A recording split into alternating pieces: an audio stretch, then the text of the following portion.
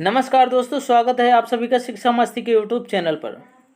दोस्तों, आज हम चर्चा करने वाले हैं रेलवे रिक्वायरमेंट बोर्ड के जितने भी ऑफिशियल पेपर आए हैं, ये 2018 के हैं। ठीक है, ग्रुप डी के, रेलवे ग्रुप डी के। तो इनको जो है सोल्यूशन देने वाला हूँ। तो ये आप देख रहे हैं 4/12/2018 का पेपर है। ये ऑफिशियल पेपर है। अगर आप एग्ज़ाम कभी दिए होंगे तो आप देखे होंगे कि जब भी आपका फ्रंट पेज खुलता है, इस टाइप का आपका फ्रंट पेज खुलने को आता है। ठीक है, तो आइए चलते हैं, इनमें जो है हम साइंस के प्रश्नों का सलूशन देने वाले हैं। तो आइए देखते हैं, अपने प्रश्न की तरफ चलते हैं। इसमें से देखते हैं कौन कौन सा आपका साइंस का प्रश्न है। देखिए, ये आपका प्रश्न आ गया। कौन सा गति का दूसरा समीकरण स्थिति और किसके बीच संबंध को दर्शाता है? तो ध्यान दीजिएगा दोस्तों, ये जो है गति का दूसरा समीकरण, ये कई बार एग्जाम में आ चुका है, वो भी रेलवे के एग्जाम में। ठीक है, तो देखिएगा, तो गति का जो दूसरा समीकरण स्थित और किसके बीच दर्शाता है? समय के बीच दर्शाता है। तो यहाँ से ऑप्शन नंबर बी आपका समय बिल्कुल राइट आंसर होता है। ठीक है, ऑप्शन नंबर ए भी गलत, सी भी गलत, डी भी गलत। तो ध्यान दीजिएगा, और ये भी बात है, यहाँ जो लिख के आता है क्या आता है, जो आप अटेम्प्ट किए रहेंगे वो दिखाता है, और जो ऑफिशियल पेपर में दिखाता है यहाँ पे जो है जो राइट आंसर होता है यहाँ पे क्लिक करके दिखाएगा। ठीक है, चलिए अगले प्रश्न की तरफ बढ़ते हैं। अगला प्रश्न देखते हैं कौन सा आता है इसमें साइंस का। देखिए, आपका ये प्रश्न ये रहा, विद्युत धारा की एसआई, कहने का मतलब विद्युत धारा का अंतर्राष्ट्रीय इकाई क्या होती है? तो एसआई मात्रक, जो धारा की एसआई मात्रक क्या होती है, यहाँ से देखते हैं। धारा की एसआई मात्रक जो है ऑप्शन नंबर डी, यहाँ से बिल्कुल राइट आंसर क्या? एम्पियर होता है। धारा का एसआई मात्रक क्या होता है? एम्पियर होता है। लेकिन इसके साथ देख लीजिएगा, चलिए ऑप्शन नंबर ए पर भी चर्चा कर लेते हैं। ये ओम, ओम किसका होता है? प्रतिरोध का मात्रक होता है। किसका? प्रतिरोध का मात्रक होता है। इसको भी याद करके रखिएगा। आइए ऑप्शन नंबर बी पर चर्चा कर लेते हैं। बोल्ट, बोल्ट क्या होता है? वोल्टेज का मात्रक होता है। किसका? वोल्टेज का मात्रक होता है। तो इसको भी याद करके रखिएगा। एग्जाम में पता नहीं कहाँ से कब घुमाकर क्वेश्चन पूछ लेते। ये जो ओम मीटर है, ये किसका होता है? प्रतिरोधकता। किसकी?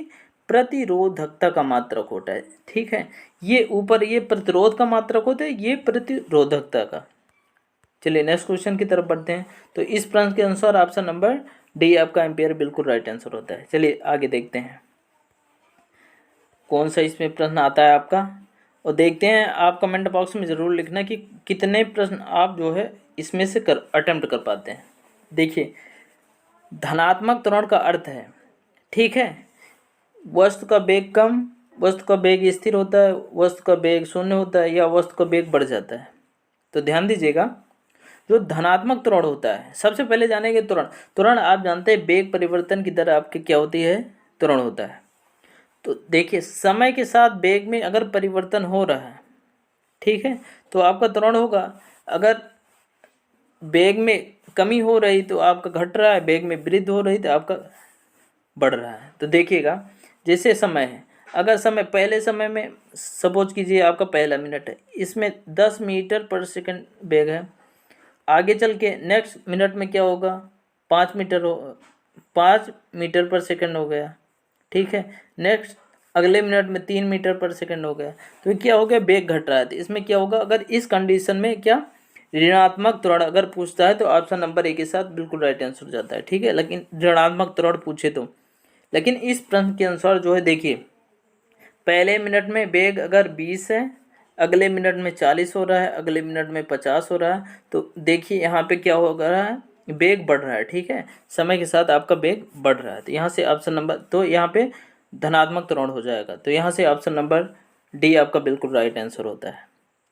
चलिए अगले प्रश्न को देखते हैं। अगला प्रश्न आपका ये रहा, 5.5 के WH बराबर कितना जूल? क्या जूल ही बताना, देखिए ऑप्शन में। ठीक है, तो यहाँ पे देखिएगा, आप रेलवे के पेपर देने जाएंगे, ठीक है, तो यहाँ पे आपको याद करके रखना पड़ेगा कि आप रेलवे का एग्ज़ाम दे रहे हैं। तो यहाँ पे 1 के WH बराबर क्या होता है? 3.6 इंटू 10⁻6 जूल होता है। ठीक है, तो 1 पॉइंट बराबर इतना होता है, 1 के WH बराबर इतना, तो 5 के WH, इसको मल्टीप्लाई कर देंगे, आ जाएगा। आइए देखते हैं, 5.5 गुणे 3.6 गुणे 10⁻6, इसको मल्टीप्लाई करेंगे, कितना गया? 5 6 30, 0 आ गया, 5 3 15, 3 18, फिर मल्टीप्लाई करेंगे वही आएगा। अब इसको जोड़ लेंगे 0 8 9 1, 2 अंक के बाद दशमलव लगा देंगे, आपका आ गया।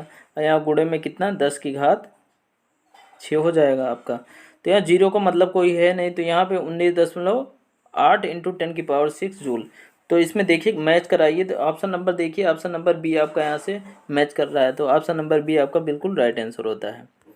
चलिए अगले प्रश्न की तरफ बढ़ते हैं। अगला प्रश्न आपका ये भी साइंस का है, आइए देखते हैं। एक बैक्टीरिया अत्यधिक गर्मी, शुष्कता और विषैले रासायनिक वस्तुओं को सहने की क्षमता रखता है। इससे यह पता चलता है कि वह संभवतः बना सकता है। ठीक है, इसको देखिएगा, ये प्रश्न देखिए, इस प्रश्न का जो है राइट आंसर जो आता है ऑप्शन नंबर डी के साथ, क्या, एंडोस्पर्म। तो इसको याद रखिएगा दोस्तों। चलिए नेक्स्ट क्वेश्चन की तरफ बढ़ते हैं। नेक्स्ट क्वेश्चन आपका देखते हैं कौन सा आता है। तो आप ऐसे प्रश्नों को अगर कर लेते हैं तो एग्ज़ाम में काफ़ी हेल्पफुल मिलने वाले। ठीक है, बहुत हेल्प मिल जाएगी। बहुत सारे क्वेश्चन ऐसे हैं जो रिपीटेड मिल जाते हैं आपको। देखिए आपका प्रश्न है, जब आप एक कॉइल स्प्रिंग का कंप्रेस करते हैं, आप उस पर काम करते हैं, प्रत्यास्थ स्थिर ऊर्जा होती है। ठीक है, आपको बताना है। तो देखिएगा आपकी एक कॉइल है, ठीक है।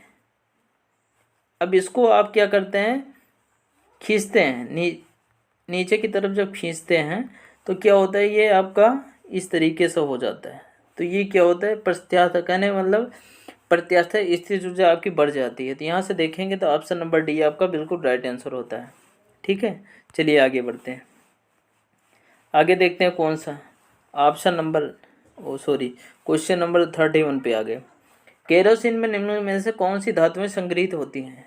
ठीक है, केरोसिन में क्या कर रहा है, कौन सी धातुएं संग्रहित होती हैं। आप कुछ भी नहीं पढ़े होंगे, तो क्या ऑप्शन नंबर ए सही है, पोटेशियम, सोडियम, या गोल्ड, सिल्वर, सिलिकॉन, मरकरी, या एल्युमिनियम, कैल्शियम।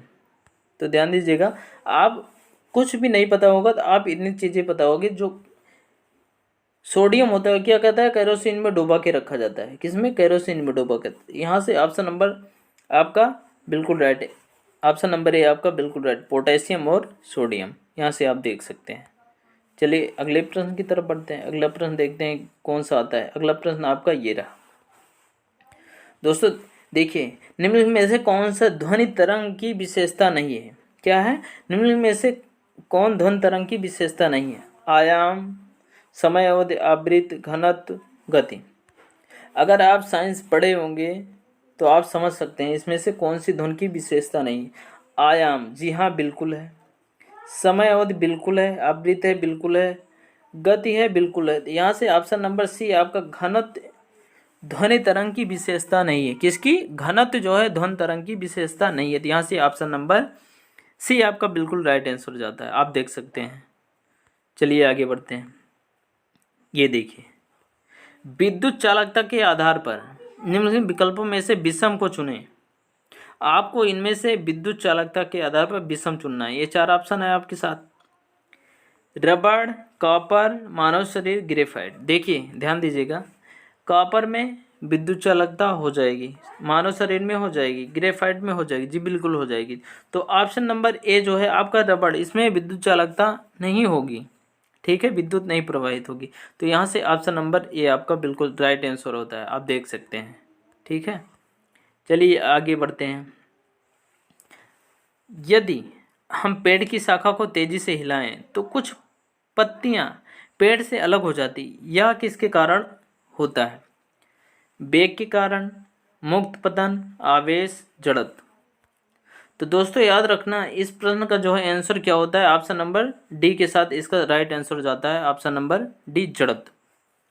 ये क्या होता है, आप देखते होंगे कि जो है कभी जो है सर्दी के मौसम या कभी भी जो है अपने चद्दर वगैरह को क्या करो, डंडे से पीटते हैं, तो उसमें देखते होंगे गर्दा निकलने, धूल निकलने लगती है। ठीक है, धूल निकलने लगती है। तो धूल क्या होती है, वो स्थित कंडीशन में रहती है, लेकिन जब उस पर डंडे से मारते हैं वो उसी स्थिति में रहना चाहता है, लेकिन क्या होती है, वो गति स्थिति में आ जाती है। तो यहाँ से ये जड़त्व का नियम आपका बिल्कुल राइट आंसर होता है। चलिए नेक्स्ट क्वेश्चन की तरफ बढ़ते हैं। नेक्स्ट क्वेश्चन आपका देखते हैं कौन सा है। नेक्स्ट क्वेश्चन आपका ये रहा, निम्नलिखित में से कौन सा मात्रा चाल के साथ इसकी गति निर्दिष्ट करती है। तो दोस्तों याद रखना जो है, इनमें से चाल के साथ जो है इसकी गति निर्दिष्ट करती है कौन करता है। यहाँ से ऑप्शन नंबर सी आपका वेग बिल्कुल राइट आंसर होता है। विस्थापन भी गलत है, संवेग भी गलत है, बल भी गलत है। ठीक है, चलिए अगले प्रश्न की तरफ बढ़ते हैं। अगला प्रश्न देखते हैं कौन सा आता है आपका। अगला प्रश्न आपका ये रहा, धातु अपनी वास्तविक स्थिति में विद्यमान होती है गैर धातु के साथ मिश्रण के रूप में, अन्य धातु के साथ मिश्रण के रूप में, मुक्त स्थिति में, कंपाउंड के साथ मिश्रण के रूप में। ठीक है दोस्तों, याद रखना इसको जो है कि ये जो है धातु अपनी वास्तविक स्थिति जो है क्या है, मुक्त स्थिति में विद्यमान रहती है। तो यहाँ से ऑप्शन नंबर सी आपका बिल्कुल राइट आंसर होता है, आप देख सकते हैं। चलिए आगे बढ़ते हैं। आगे आपका कौन सा प्रश्न आता है देखिएगा, निम्नलिखित में ऐसे कौन क्षार का गुण नहीं है। देखिए आइए नीचे से देखते हैं, ये फिसलन नहीं तो साबुन जैसा होता है। जी बिल्कुल सही बात है कि क्षार जो है फिसलन युक्त, ये लाल लेटमस को नीला कर देता है। जी बिल्कुल सही बात है। ये मोटी सामग्री को विघटित कर देते हैं। जी ये भी बिल्कुल सही है। देखिए ये पानी में हाइड्रोजन आयन उत्पन्न करते हैं। जी ये बिल्कुल गलत बात है। ठीक है, यहाँ से देखिए क्षार जो है पानी के साथ हाइड्रोजन आयन उत्पन्न नहीं करते। ठीक है, जो है अम्ल जो है पानी के साथ हाइड्रोजन आयन जो है उत्पन्न करता है। ये जो है अम्ल का गुण है। किसका? अम्ल का गुण है। तो यहाँ से ऑप्शन नंबर ए आपका बिल्कुल राइट आंसर होता है, आप देख सकते हैं। चलिए आगे बढ़ते हैं। ये रहा आपका प्रश्न, निम्न में से कौन से एक परमाणुक है। क्या है? निम्न में से कौन से एक परमाणुक है। तो ध्यान दीजिएगा, परमाणु में कौन कौन से तत्व आते हैं। परमाणु के अंतर्गत क्या आता है, देखिए हीलियम आता है। क्या? हीलियम आता है। ठीक है, इसको याद रखिएगा। हीलियम हो गया आपका, नियान हो गया। क्या? नियान हो गया। ठीक है, नियान हो गया। मेरी पेन सही चल नहीं रही है। आर्गन हो गया। क्या हो गया? आर्गन, याद रखिएगा इसको। क्रिप्टॉन हो गया। क्या हो गया? क्रिप्टॉन हो गया। आगे देखते हैं, जीनान हो गया। जीनान हो गया। रेडान भी हो गया, रेडान भी आ जाएगा। ठीक है, आप इसमें देखेंगे कौन सा सही है। अब इसमें आप लगा सकते हैं, परमाणु है तो क्या है, इसमें से आर्गन देख रहे हैं तो यहाँ भी ऑप्शन में आर्गन है। तो यहाँ से ऑप्शन नंबर बी आपका बिल्कुल राइट आंसर होता है। चलिए आगे बढ़ते हैं। दोस्तों वीडियो पसंद आए लाइक सब्सक्राइब जरूर कीजिएगा। चलिए आगे देखते हैं, आगे कौन सा प्रश्न आपका आता है अभी देखते जाइए। ठीक है, ये देखिए आपका प्रश्न है, निम्न में से कौन सा आवर्त सारणी का हिस्सा नहीं बनता है। क्या है? निम्न में से कौन सा आपका आवर्त सारणी का हिस्सा नहीं बनता। जितने तत्व होंगे वही आवर्त सारणी के हिस्से में होंगे। देखिए ऑप्शन नंबर ए जी बिल्कुल आता है, ऑप्शन नंबर सी आपका बिल्कुल आता है, ऑप्शन नंबर डी आपका एक्टिनाइट बिल्कुल आता है। ये कैंसर जनक, ये कभी आप सुने होंगे कि ये कैंसर जनक ये आवर्त सारणी में आता है। जी बिल्कुल नहीं। तो यहाँ से ऑप्शन नंबर क्या कह रहा है, आवर्त सारणी में हिस्सा नहीं बनता। तो कैंसर जनक आवर्त सारणी में हिस्सा नहीं बनता है। तो यहाँ से ऑप्शन नंबर बी आपका बिल्कुल राइट आंसर, आप देख सकते हैं। चलिए आगे बढ़ते हैं। आपका प्रश्न यह है, पौधों में साइटोकाइनिन होता है। क्या है? पौधों में साइटोकाइनिन होता है। तो साइटोकाइनिन क्या होता है, ये कोशिका को लंब रूप में पनपने में प्रेरित करता है। जी ये बिल्कुल गलत है। कोशिका विभाजन में सहायक होता है। जी हाँ बिल्कुल सही बात। साइटोकाइनिन जो है याद रखिएगा कि ये कोशिका विभाजन में सहायक होता है। तो ऑप्शन नंबर बी आपका बिल्कुल राइट आंसर होता है। आप यहाँ से देख सकते हैं कि आपका कौन सा ऑप्शन सही है। चलिए आगे बढ़ते हैं, आगे देखते हैं कौन सा प्रश्न आपका आता है। ठीक है, ये सारे प्रश्न आप देख लीजिए, आप करके यहाँ से देखेंगे तो आपको बहुत हेल्पफुल मिलने वाली है। आइए देखते हैं, PbO प्लस HCl। ठीक है, PbCl2 प्लस H2O समीकरण में ध्यान दें। उक्त समीकरण संतुलन हेतु HCl के मोल्स की आवश्यकता। यहाँ से देखिएगा तो इस प्रश्न के अनुसार ऑप्शन नंबर सी आपका ऑप्शन नंबर बिल्कुल सही हो जाए। इसका क्या होगा? 2। HCl के मोल्स क्या होंगे? 2। क्योंकि आप जो है एनटीपीसी या रेलवे ग्रुप डी का पेपर करने बैठे हैं, इसलिए आपको जो है केमिस्ट्री पढ़ के रखनी पड़ेगी किस तरीके से आएगा। ठीक है, चलिए देखिएगा आगे देखते हैं कौन सा प्रश्न आपका आता है। ठीक है, देखते जाइए। प्रश्न में से कौन सा चूर्ण प्रसार मोलस्का संघ से संबंधित नहीं है? क्या है? मोलस्का संघ से संबंधित नहीं है। दोस्तों इसको देखिएगा, ध्यान दीजिएगा किस तरीके से आएगा कि मोलस्का संघ से संबंधित नहीं है। तो देखिए मोलस्का संघ, पहले मोलस्का संघ जो होता है क्या होता है, इसमें अधिकतर जो है किस प्रकार के जीव आ जाते हैं? समुद्री जीव आ जाते हैं। किस प्रकार के? समुद्र। मोलस्का संघ में जो है समुद्री जीव आ जाते हैं लगभग। तो यहाँ से देखेंगे घोंघा भी आ जाएगा, ऑक्टोपस भी आ जाएगा। इसे ऑक्टोपस को क्या बोलते हैं? ऑक्टोपस को बोलते हैं समुद्री घोड़ा भी बोलते हैं। एक कैटन भी आ जाते हैं। यहाँ से ऑप्शन नंबर डी आपका बिल्कुल राइट आंसर होगा। ये जो है मोलस्का संघ में नहीं आएगा। ठीक है, तो आप देख सकते हैं यहाँ से। चलिए आगे बढ़ते हैं। सल्फर डाइऑक्साइड या SO2 का आपेक्षिक आणविक द्रव्यमान क्या होगा? तो दोस्तों ये कई बार एग्जाम में आ चुका है। तो यहाँ से देखेंगे, यहाँ इसका पहले इसका परमाणु भार निकालेंगे। यस का परमाणु भार आपको याद रखना है, ओ का परमाणु भार आपको याद रखना है। यस का क्या होगा आपका 32 होता है और ओ का क्या होता है 16 होता है। तो यहाँ पे 2 है, O2 है 2 है, तो 2 से मल्टीप्लाई कर देंगे, कितना आ जाएगा 32, और यहाँ 32 है, इसको जोड़ लेंगे कितना आ जाएगा 64। तो यहाँ से देखेंगे तो ऑप्शन नंबर सी आपका बिल्कुल राइट आंसर होगा। आप देख सकते हैं। चलिए आगे बढ़ते हैं। आगे देख नेक्स्ट क्वेश्चन को देखते हैं। ये देखिए आपका प्रश्न, ये भी साइंस का प्रश्न है। धरती से टकराने से तुरंत पहले 2 kg द्रव्यमान की वस्तु गतिज ऊर्जा 400 जूल, इसे किस ऊंचाई से गिराया गया था? आपको यच बताना है। ठीक है, गतिज ऊर्जा आप जानते हैं, ये गतिज ऊर्जा क्या दी हुआ है आपका 400 जूल। तो गतिज ऊर्जा आपका क्या होता है? mgh, पोटेंशियल एनर्जी होती है mgh, और गतिज ऊर्जा बराबर कितना दिया है 400 जूल। ठीक है, 400 जूल दिया। यहाँ पे यम दिया है कितना 2 kg, और जी का मान कितना दिया हुआ है 10 मीटर पर सेकंड। आपको यच बताना है। ठीक है, आप इतनी बातें क्लियर हो गई। तो देखिए mgh बराबर 400 जूल। अब यहाँ पे 2 रख देंगे, यहाँ पे गुणे में 10 कर देंगे, गुणे में h कर देंगे बराबर 400। ठीक, अब यहाँ से इसको काटेंगे, कितना आ जाएगा? h बराबर आएगा, ये कितना हो जाएगा 20 हो जाएगा। ठीक है, 10 दूना 20। अब 400 बटे में कितना आ जाएगा 20, इसको काटेंगे कितना आ जाएगा? यहाँ पे आ जाएगा 20। तो ऑप्शन नंबर सी आपका 20 मीटर बिल्कुल राइट आंसर होगा। ठीक है, आशा करते हो समझ में आ गया। दोस्तों लाइक ज़रूर कीजिएगा। चलिए आगे देखते हैं। आगे प्रश्न आपका कौन सा है? नेक्स्ट प्रश्न आपका कौन सा है? आइए देखते जाते हैं। ये रहा, निम्न में से कौन सा एक क्षारीय पार्थिव धातु नहीं है? क्या है? निम्न में से कौन सा एक क्षारीय पार्थिव धातु नहीं है? तो क्षारीय पार्थिव धातु में कौन कौन से तत्व आते हैं आइए देखते हैं। सबसे पहले कि ये क्षारीय पार्थिव धातु जो तत्व कौन कौन से हैं, ये और सारणी में, ये और सारणी के समूह 2 में आते हैं। ठीक है, तो जो बेरिलियम हो गया, क्या बेरिलियम, ठीक है, मैग्नीशियम हो गया, क्या मैग्नीशियम हो गया, और कैल्शियम हो गया, क्या हो गया कैल्शियम। ठीक है, कैल्शियम भी हो गया आपका, इंस्ट्रांसियम हो गया, क्या इंस्ट्रांसियम। दोस्तों याद रखिएगा कि ये क्या हो गया इंस्ट्रांसियम, और बेरियम भी हो जाएगा, क्या बेरियम, और आगे चल के आपका क्या आ गया रेडियम भी हो जाएगा।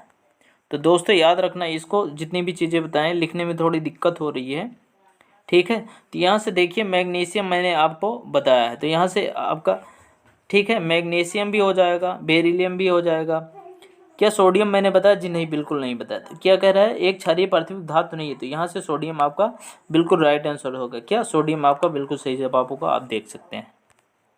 तो चलिए नेक्स्ट क्वेश्चन को देखते हैं, आपका कौन सा है नेक्स्ट क्वेश्चन। शुक्राणु अस्थायी रूप से रखे जाते हैं। दोस्तों याद रखना ये प्रश्न बहुत ही इंपॉर्टेंट है अपने आप में, आप देखेंगे ढूंढेंगे नेट पे तो बहुत जगह आपको मिलने वाला है। जो शुक्राणु अस्थायी रूप से कहाँ रखे जाते हैं? अधवृक्क में। तो यहाँ से ऑप्शन नंबर ए आपका बिल्कुल राइट आंसर होगा, आप देख सकते हैं। चलिए आगे बढ़ते हैं, कौन सा ऑप्शन, आइए देखते हैं, आगे चलते हैं। सोडा एसिड क्या है? सोडा एसिड अग्निशामक यंत्रों में उपयोग किया जाने वाला लवण है। तो सोडा एसिड जो है अग्निशामक यंत्रों में उपयोग किए जाना लवण कौन सा है? तो इस प्रश्न के अनुसार आप देख सकते हैं ऑप्शन नंबर सी आपका बिल्कुल राइट आंसर होगा, सोडियम हाइड्रोजन कार्बोनेट। ठीक है, आप देख सकते हैं यहाँ पे। चलिए आगे बढ़ते हैं। भी प्रश्न थे, मैंने सॉल्यूशन करवा दिया दोस्तों। तो आज के इस पेपर में जितने भी साइंस के प्रश्न थे मैंने सॉल्यूशन करवा दिया। आप देखते हैं आप कितना कर लेते हैं। और दोस्तों वीडियो अच्छी लगी हो तो लाइक और कमेंट और सब्सक्राइब जरूर कीजिएगा। तो आज की क्लास में इतना ही, फिर मिलते हैं अगली क्लास में। तब तक के लिए जय हिंद, जय भारत।